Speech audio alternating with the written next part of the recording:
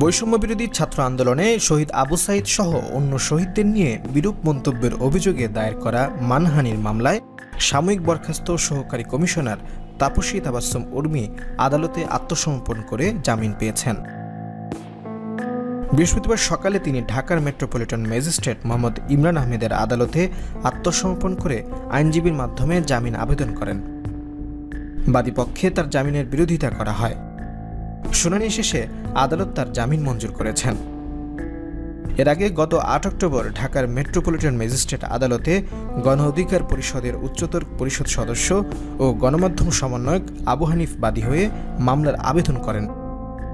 ওই দিন বাদীর জবানবন্দি রেকর্ড শেষে আদালত আসামিকে ২৮ নভেম্বরের মধ্যে আদালতে হাজির হতে সমন জারি করেন।